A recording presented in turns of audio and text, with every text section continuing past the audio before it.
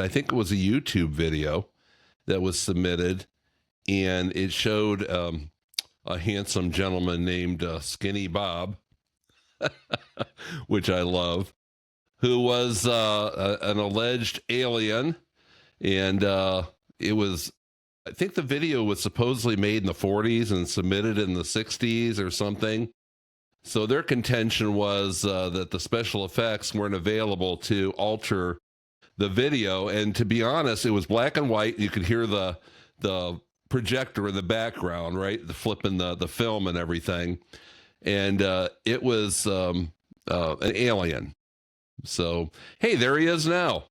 But if you watch the video, you can, of course, watch this over and see the video.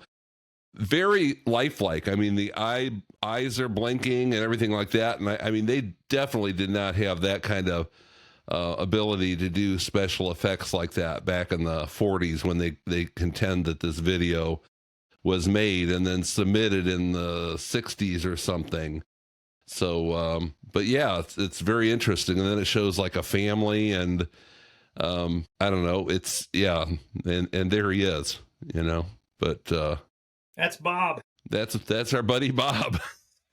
Now, I have to apologize to Skinny Bob. If I get it wrong, I'm apologizing in advance. So, what did you think when you saw that video? You were compelled. It was unusual, which I really enjoyed this meeting because you do see some things that you just don't normally see. True or woo-woo? What's your opinion on this? If I had to bet my house on it, and I had to say whether it's legit or whether it's a fabrication, I would say if woo-woo equals false or a fake, that's where I'm at. And here's my main reason why.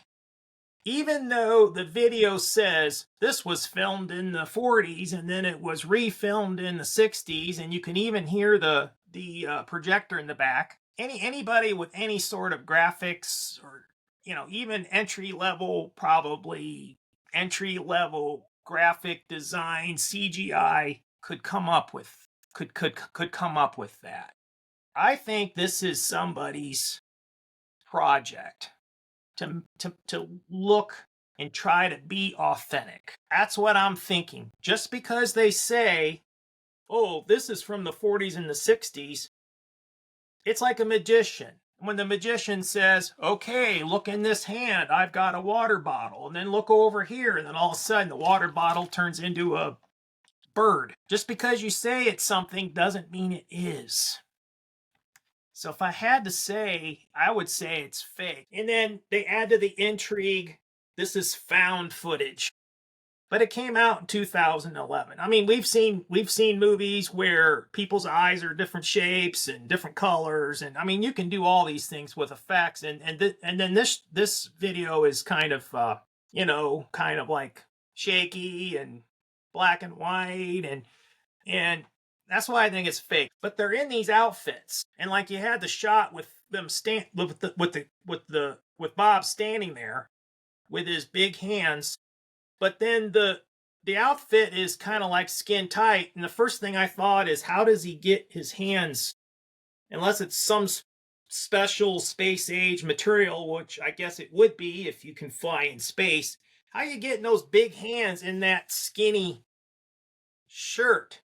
And then it's obviously not a pullover because he's got a big, huge head. How could you get that shirt over your head? So then it would have to be, it'd have to either have buttons, zipper, Velcro, and you didn't see that on the front, which means they're getting dressed from the behind or on the side or what have you.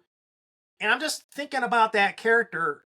How could that character dress himself? See what I'm saying? How could he dress himself unless they have like woo-woo kind of tack that they can like transport the clothes right onto the person, or they grow the clothes as part of the being.